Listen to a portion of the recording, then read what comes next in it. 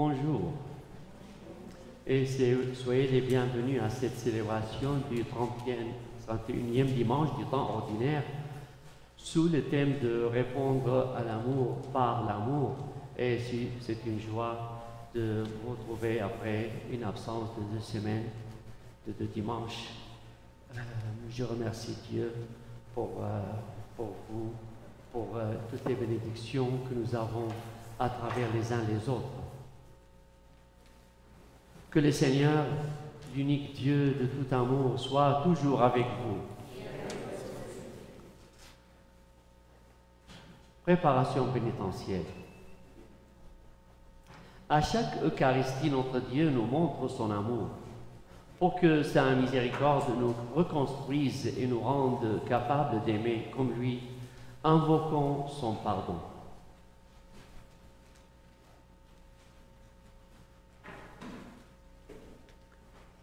Seigneur Jésus, tu es passé sur notre terre en faisant le bien et en aimant les pécheurs. Prends pitié de nous. Ô Christ, par ta passion, tu nous as montré jusqu'où va l'amour de Dieu pour le monde. Prends pitié de nous. Seigneur, tu sauves d'une manière définitive celles et ceux qui, par toi, s'avancent vers Dieu. Prends pitié de nous. Que Dieu, dont la puissance et l'amour, nous fasse miséricorde, qu'il nous pardonne tous nos péchés et nous conduise à la vie éternelle.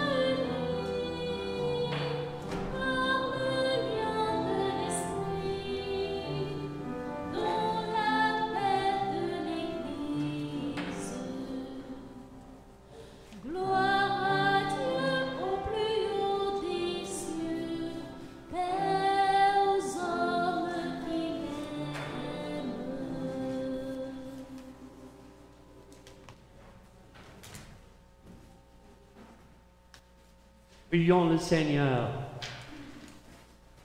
Dieu de puissance et de miséricorde, c'est ta grâce qui donne à tes fidèles de pouvoir dignement te servir. Accorde-nous de progresser sans que rien nous arrête vers les biens que tu promets.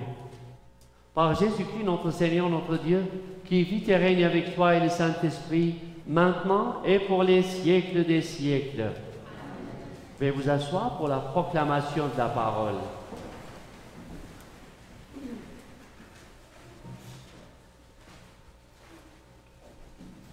Lecture du livre du Deutéronome. Moïse disait au peuple, « Tu craindras le Seigneur ton Dieu. Tous les jours de ta vie, toi, ainsi que ton fils et le fils de ton fils, tu observeras tous ses décrets et ses commandements que je te prescris aujourd'hui, et tu auras longue vie. Israël, tu écouteras, tu veilleras à mettre en pratique ce qui t'apportera bonheur et fécondité, dans un pays ruisselant de lait et de miel, comme te l'a dit le Seigneur, le Dieu de tes pères. Écoute, Israël, le Seigneur notre Dieu est l'unique. Tu aimeras le Seigneur ton Dieu de tout ton cœur, de toute ton âme et de toute ta force. Ces paroles que je te donne aujourd'hui resteront dans ton cœur. Parole du Seigneur. Je t'aime, Seigneur, ma force. Je t'aime, Seigneur, ma force. Seigneur, mon roc, ma forteresse, Dieu, mon libérateur, le rocher qui m'abrite, mon bouclier, mon fort, mon arme de victoire. Je t'aime, Seigneur, ma force. Louange à Dieu. Quand je fais appel au Seigneur, je suis sauvé de tous mes ennuis. Vive le Seigneur, béni soit mon rocher, qu'il triomphe, le Dieu de ma victoire. Il donne à son roi de grandes victoires. Il se montre fidèle à son Messie. Je t'aime, Seigneur. Lecture de la lettre aux Hébreux. Dans l'ancienne alliance, un grand nombre de prêtres se sont succédés parce que la mort les empêchait de rester en fonction. Jésus, lui, parce qu'il demeure pour l'éternité, possède un sacerdoce qui ne passe pas. C'est pourquoi il est capable de sauver d'une manière définitive ceux qui, par lui, s'avancent vers Dieu, car il est toujours vivant pour intercéder en leur faveur. C'est bien le grand prêtre qu'il nous fallait, saint, innocent, immaculé, séparé maintenant des pécheurs, il est désormais plus haut que les cieux. Il n'a pas besoin, comme les autres grands prêtres, d'offrir chaque jour des sacrifices, d'abord pour ses péchés personnels, puis pour ceux du peuple. Cela, il l'a fait une fois, pour toutes, en s'offrant lui-même. La loi de Moïse établit comme grand prêtre des hommes remplis de faiblesse, mais la parole du serment divin, qui vient après la loi, établit comme grand prêtre le Fils, conduit pour l'éternité à sa perfection. Parole du Seigneur.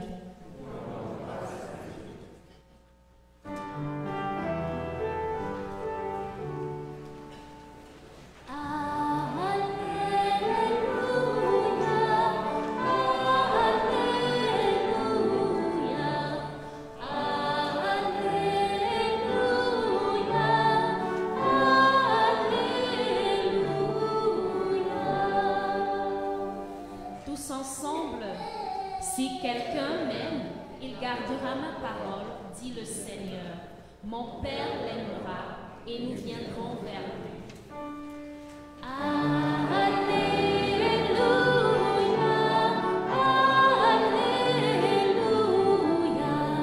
Alléluia,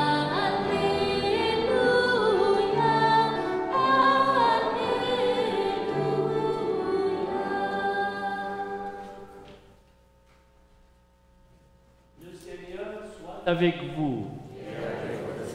Évangile de Jésus-Christ selon saint Marc.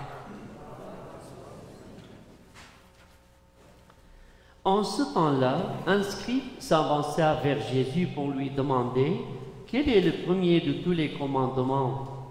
Jésus lui fit cette réponse. Voici le premier. Écoute Israël, le Seigneur notre Dieu est l'unique Seigneur. Tu aimeras le Seigneur ton Dieu de tout ton cœur, de toute ton âme, de tout ton esprit et de toute ta force.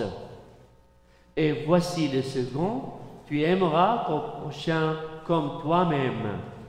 Il n'y a pas de commandement plus grand que cela. Le scribe reprit, fort bien, maître, tu as dit vrai. Dieu est l'unique, il n'y en a pas d'autre que lui.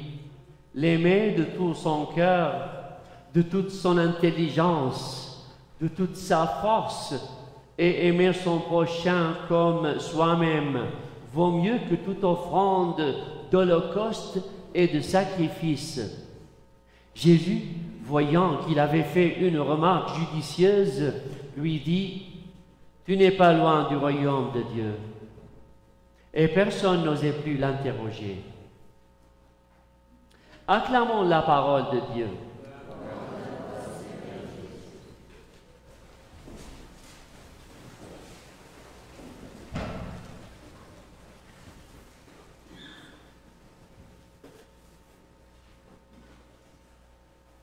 Il commence à faire froid et les enfants se lèvent quand même avec leur famille et viennent à l'église le dimanche matin.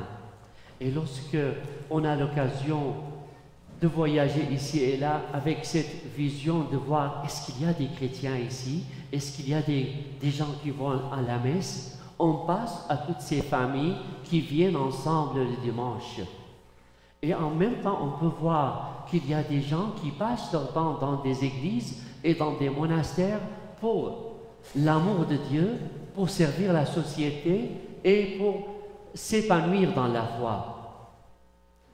Aujourd'hui, c'est une question qui est posée et qui est discutée entre Jésus et entre quelqu'un du peuple de Jésus qui est de l'ancien temps avant Jésus, avant que Jésus vienne, qu'on appelle l'Ancien Testament. Et c'était pas n'importe qui, c'était ce qu'on appelle un scribe, quelqu'un qui donc ça a approfondi dans les lois de la vie religieuse et de la vie de son peuple.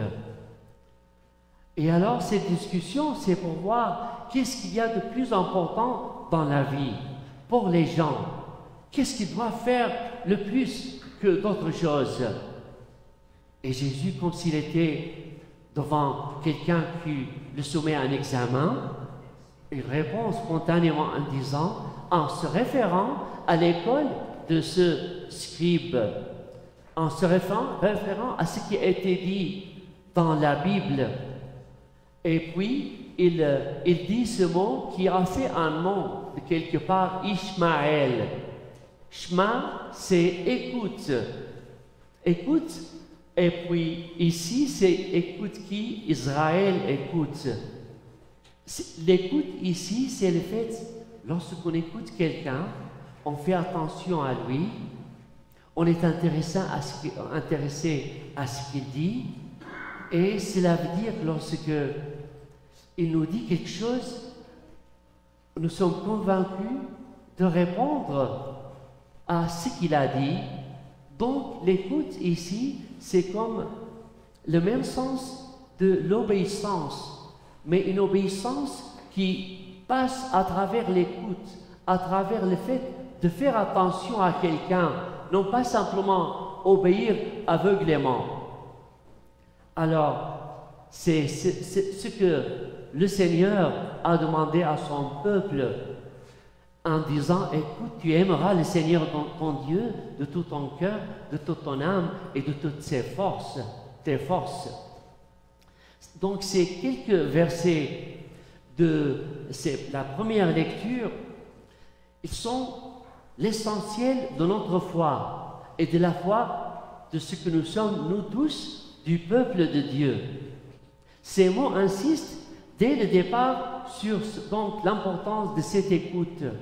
Lorsqu'on dit à nos enfants, écoute, c'est-à-dire, je vais te dire quelque chose de très important. Si tu l'écoutes et tu fais attention, tu sauras bien faire. Et à plusieurs reprises, les prophètes sont intervenus pour inviter à entendre la parole de Dieu. Et lorsqu'on l'entend, c'est qu'on la met en pratique. Et donc, l'entendre, c'est revenir à lui, se convertir. Et l'histoire du peuple de Dieu dans l'Ancien Testament est aussi notre histoire personnelle. La parole de Dieu nous invite à cette écoute trop souvent, surtout dans nos conditions. Nous sommes poussés à être affectés, influencés par la mentalité et par les bruits de ce monde. Il y a beaucoup de bruit dans le monde.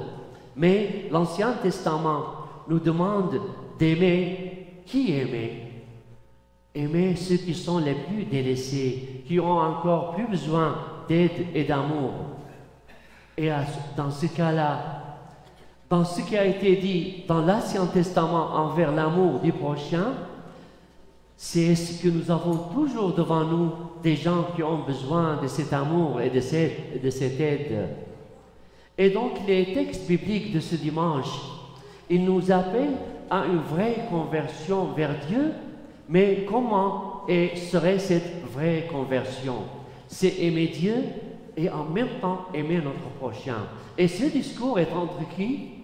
Entre quelqu'un de l'Ancien Testament, un religieux, un homme de religion, et Jésus qui est le Fils de Dieu, qui a vécu parmi nous. Et ce Jésus, le Fils de Dieu, il partage avec lui ce commandement en disant, il y a deux choses importantes, nous aimons Dieu et nous aimons le prochain. Mais quel prochain? C'est que ces deux préceptes, aimer Dieu et son prochain, l'un ne va pas sans l'autre. La source de cet amour, c'est Dieu lui-même, qui nous a créés, qui est notre Père. Et nous lisons qu'il est celui qui a vu la misère de son peuple, les difficultés de son peuple, et il veut le sauver, qu'il soit plus heureux, qu'il ait la joie. Mais l'Évangile, avec Jésus, il va plus loin. Jésus s'y présente comme celui qui est venu chercher ceux qui ont besoin de médecins, ceux qui ont besoin de guérison, ceux qui ont besoin de plus d'amour. Aujourd'hui, frères et sœurs, nous recevons cette demande, ce commandement de l'amour de Dieu et du prochain, mais il y a une dimension dans le prochain. Et c'est cette dimension-là que Jésus, dans sa vie, nous l'enseigne. Car pour bien accueillir cet amour qui vient de Dieu, nous avons besoin de prendre une certaine distance par rapport à la mentalité et au bruit de ce monde, car ce n'est pas pour rien que le Seigneur nous demande d'écouter sa parole. Lorsqu'on fait distance, lorsqu'on on se consacre à un moment de méditation et de prière, on est à l'écoute de cette parole, de ce que le Seigneur demande de nous. Notre attention alors est attirée vers l'appel de Dieu. Et donc, en tout cela, nous pouvons voir que nous sommes vivants, nous sommes créés pour aimer Dieu. Dieu qui est amour, qui nous a créés pour que nous puissions, nous aussi, nous aimer les uns les autres. Et lorsque nous aimons les uns les autres, nous non pas simplement nous sommes unis ensemble, mais nous faisons un tout avec Dieu. Mais encore Jésus va plus loin, va vers une admirable comparaison. Il est attiré par le fait que le scribe parle de l'intelligence, de toute son intelligence. C'est-à-dire, c'est avec notre conviction, notre intelligence, que nous nous ouvrons à cette parole de Dieu, nous l'acceptons et nous nous aimons les uns les autres. Et alors, pour répondre à cet amour infini de Dieu pour nous, nous pouvons avoir ce contact qui nous dit qui est l'autre pour nous. Or, Jésus a dit, ce que vous faites à mes frères et sœurs, c'est à moi que vous le faites. Ça veut dire aussi cette union avec Dieu et cet amour les uns avec les autres. Lorsque nous aimons les autres, nous aimons en eux le Fils de Dieu. Aimer Dieu et aimer son Fils à travers les uns les autres. Donc, l'amour de Dieu prend toute notre vie, toute notre existence, du matin au soir, puisque nous sommes en contact avec les autres. Et c'est à travers ce bon contact avec les autres que nous aimons Jésus qui a dit qu'ils sont les miens, qui me représentent et que nous sommes unis avec lui. L'amour du prochain, alors, frères et sœurs, est compris à la lumière de l'Évangile comme étant une réponse à l'amour de Jésus pour nous et d'aimer les autres en Jésus. Pour Jésus, c'est clair, le seul véritable amour, c'est de donner sa vie, de se sacrifier les uns pour les autres. c'est-à-dire d'un amour respectueux du bonheur de l'autre, comme si c'était le nôtre. Aimer, c'est donc c'est tout donner et se donner soi-même. Un beau jour, lorsque j'ai vu quelque chose pour mesurer les kilogrammes, on dit aimer, en aimant, on ne peut pas compter. Non, on ne peut pas compter. Donc, c'est aimer les autres, c'est les aimer sans compter. Tout ce que nous désirons que les autres fassent pour nous, nous le faisons pour eux. Chaque Eucharistie, frères et sœurs, nous prépare à cet amour selon ce que veut Jésus de nous. C'est que dans cet amour, nous voyons le Christ, et c'est ainsi que dans ce commandement de l'amour du prochain, nous serons à la hauteur d'être unis au Seigneur, que ces rencontres de nos dimanches, que les rencontres les uns avec les autres, avec le prochain qui est devant notre chemin, dans notre compagnie, dans notre maison, nous sommes unis à Dieu et nous sommes unis à la joie qui sort du fond du cœur, le cœur qui aime et qui est joyeux d'aimer. Amen.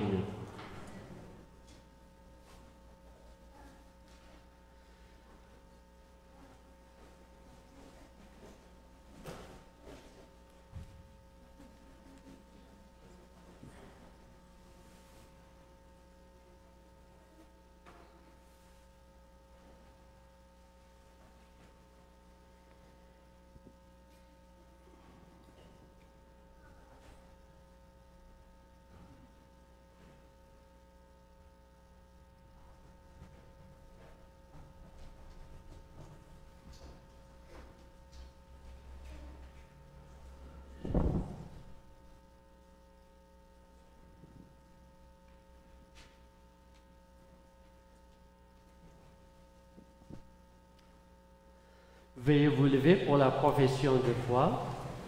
Je crois en Dieu, le Père Tout-Puissant.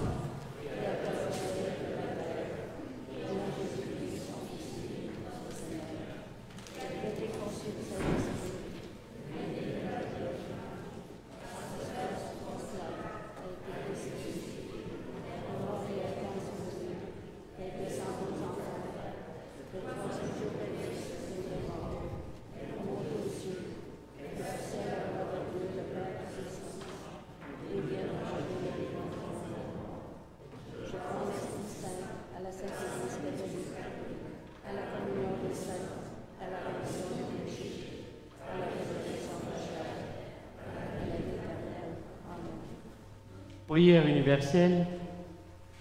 Dieu est l'unique, et il n'y en a pas d'autre que lui, parce qu'il nous aime et que nous l'aimons de tout cœur, de tout notre cœur, de toute notre âme, et de tout notre esprit et de toute notre force. Confions-lui le monde, l'Église et chacun de nos cœurs. Souviens-toi, Seigneur, de ton amour. Pour les personnes qui occupent des postes de responsabilité dans notre société, afin qu'elles ne se ferment pas à la présence du Dieu unique pour bâtir l'avenir, prions. Pour les gens qui cherchent un sens à leur vie, afin qu'ils rencontrent des témoins de l'amour de Dieu, prions. Pour les hommes et les femmes qui ont été blessés dans leur vie affective, afin que notre présence à leur côté les ouvre à l'amour guérisseur de Dieu. Prions. Pour les personnes consacrées, afin qu'elles persévèrent dans leur engagement à témoigner de l'amour infini de Dieu. Prions. Pour notre communauté, qui écoute assidûment la parole de Dieu, afin qu'elle puisse goûter pleinement son amour et l'aimer en retour. Prions.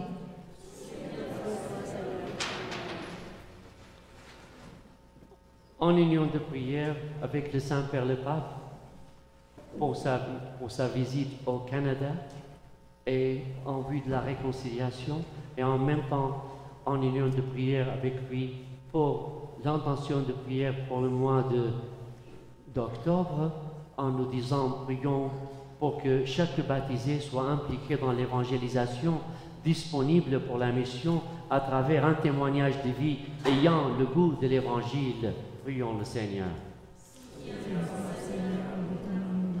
Et prions pour le synode de l'Église 2021-2023, afin que l'Église se approfondisse dans la découverte et les besoins de notre époque.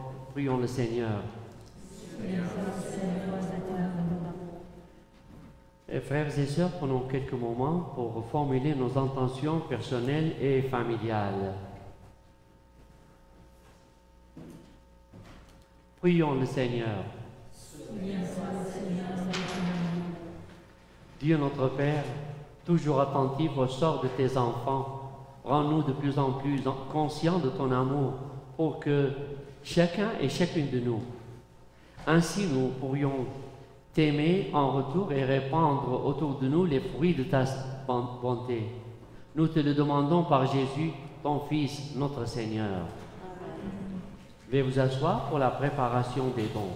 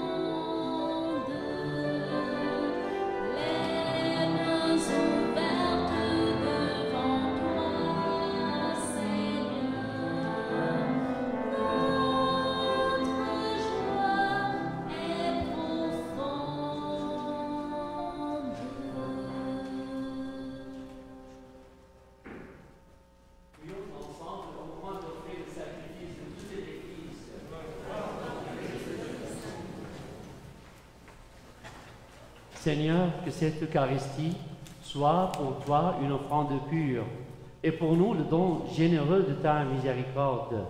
Par Jésus, le Christ notre Seigneur. Le Seigneur soit avec vous. Élevons notre cœur. Rendons grâce au Seigneur notre Dieu. Vraiment, il est juste et bon de te rendre gloire, de t'offrir notre action de grâce toujours et en tout lieu. À toi, Père très saint, Dieu éternel et tout-puissant, par le Christ notre Seigneur. Dans sa pitié pour notre misère, il a voulu naître d'une femme, la Vierge Marie. Par sa passion et sa croix, il nous a délivrés de la mort éternelle. Par sa résurrection d'entre les morts, il nous a donné la vie qui n'aura pas de fin. C'est pourquoi, avec les anges et tous les saints, nous proclamons ta gloire en disant d'une seule voix. Saint Seigneur est ton nom, au plus haut dans les cieux. Béni soit celui qui vient, Jésus-Christ le Seigneur. Cieux et terre sont remplis, ta joie brille en nos cœurs. Acclamons, acclamons les louanges du Seigneur. Acclamons, acclamons les louanges du Seigneur.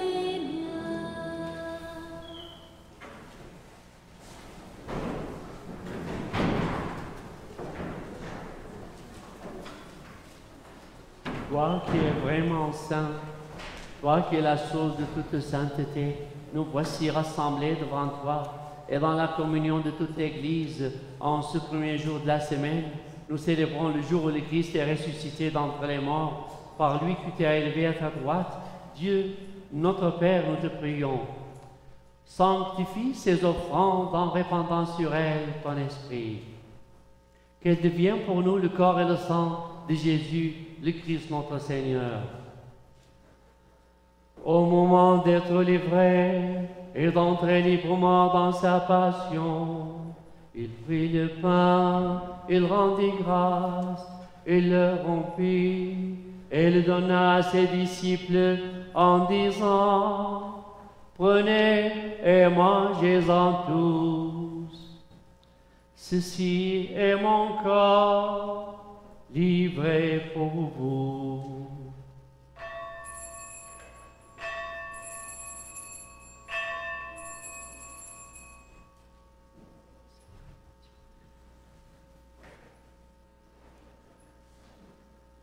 De même, à la fin du repas, il prit la coupe, de nouveau il rendit grâce, il la bénit et la donna à ses disciples en disant: Prenez et buvez-en tous, car ceci est la coupe de mon sang, le sang de l'alliance nouvelle et éternelle, qui sera versé pour vous et pour la multitude en rémission des péchés. Vous ferez cela en mémoire de moi.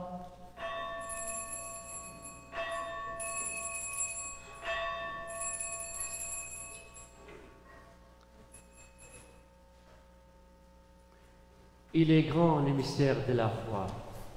Proclamons ta mort, Seigneur Jésus. Résurrection, nous attendons ta venue dans la gloire.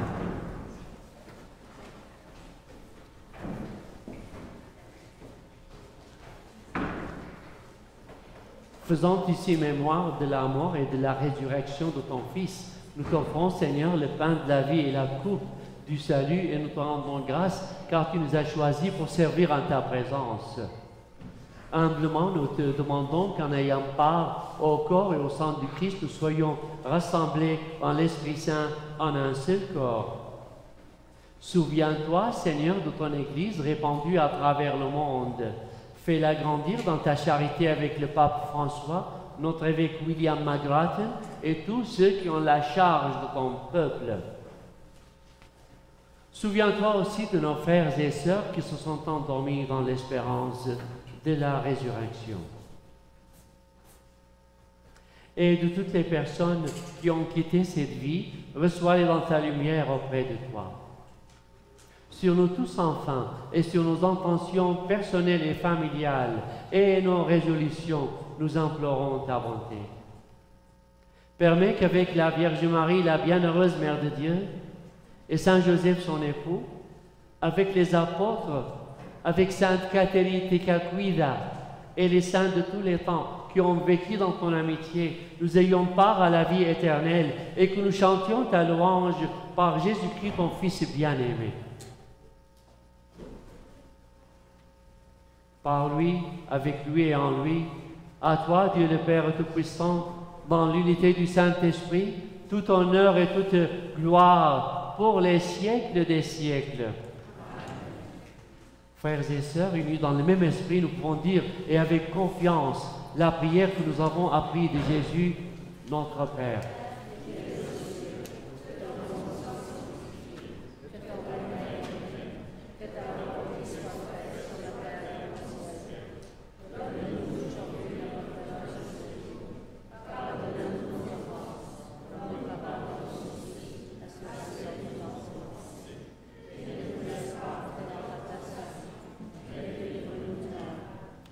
Délivre-nous de tout mal, Seigneur, et donne la paix en notre temps.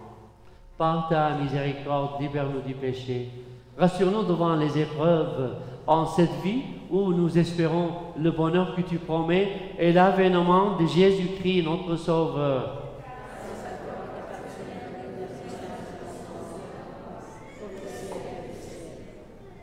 Seigneur Jésus-Christ, tu as dit à tes apôtres, je vous laisse la paix, je vous donne la paix.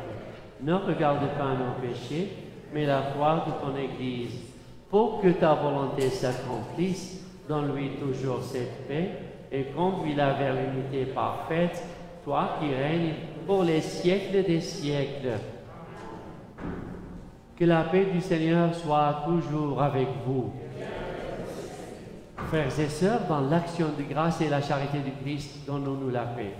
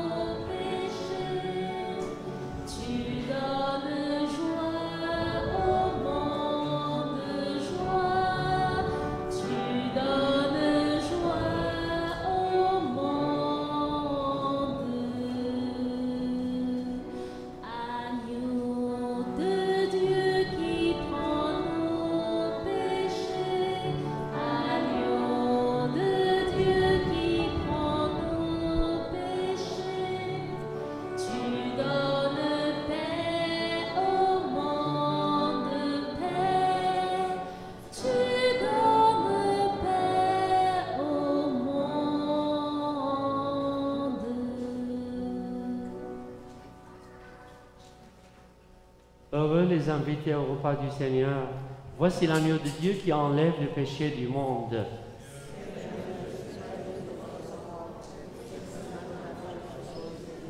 Que le corps et le sang du Christ nous gardent pour la vie éternelle.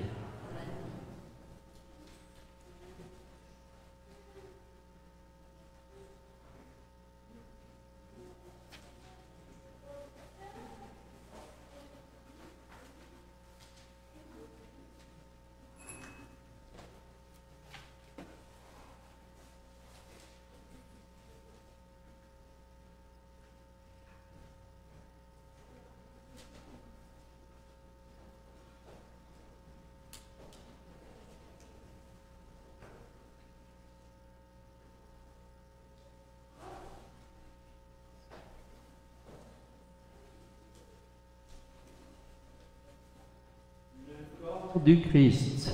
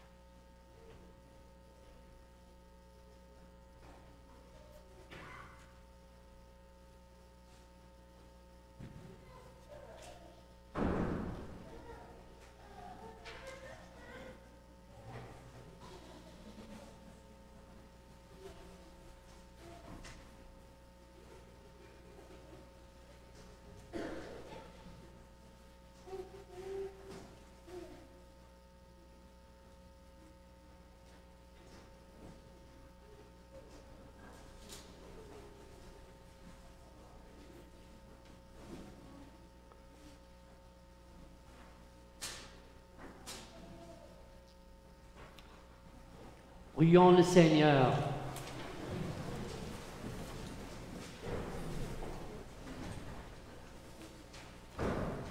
De plus en plus, Seigneur, exerce en nous ta puissance, afin que, fortifiés par tes sacrements, nous devenions capables, avec ta grâce, d'entrer en possession des biens qu'ils promettent. Par Jésus-Christ, notre Seigneur, notre Dieu, qui vit et règne avec toi et le Saint-Esprit, maintenant et pour les siècles des siècles.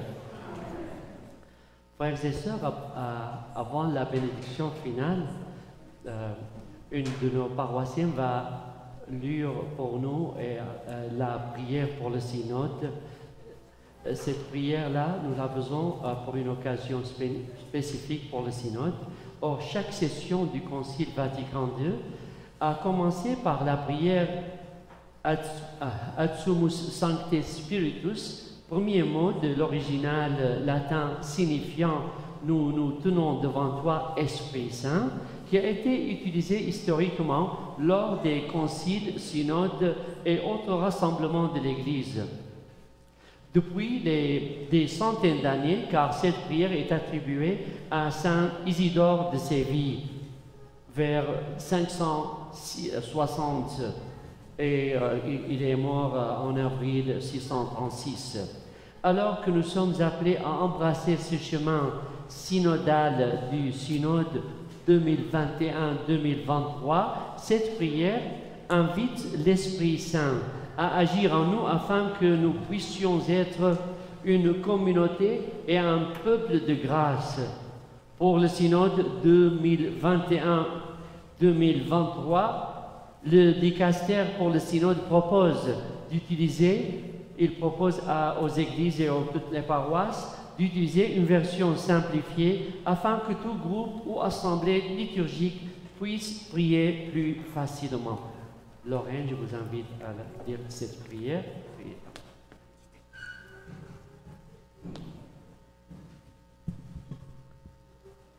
Nous voici devant toi, Esprit Saint. En ton nom, nous sommes réunis. Toi, notre seul conseiller, viens à nous, demeure avec nous, daigne habiter nos cœurs. Enseigne-nous vers quel but nous orienter. Montre-nous comment nous devons marcher ensemble. Nous, qui sommes faibles et pécheurs, ne permets pas que nous provoquions le désordre. Faites en sorte que l'ignorance ne nous entraîne pas sur une fausse route, ni que la partialité influence nos actes. Que nous trouverons en toi notre unité, sans nous éloigner du chemin de la vérité et de la justice, en avançant ensemble vers la vie éternelle. Nous te le demandons à toi, qui agis à tout temps et en tout lieu, dans la communion du Père et du Fils, pour les siècles et les siècles. Amen. Amen.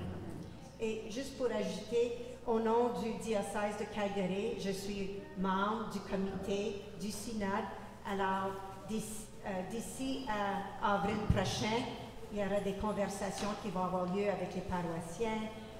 Au comité, il y a représentation des Chevaliers de Colombe. Alors, sûrement, je vais vous revenir avec plus d'informations de la façon que nous pouvons appuyer ce travail. Merci. Bon dimanche. Bénédiction finale. Le Seigneur soit avec vous. Et que Dieu Tout-Puissant vous bénisse, le Père, le Fils et le Saint-Esprit. Allez dans la paix du Christ. Je voudrais partager avec vous ma grande joie d'avoir été pour quelques jours de ressourcement spirituel à l'abbaye, au monastère Sainte-Marie de Boulor, près de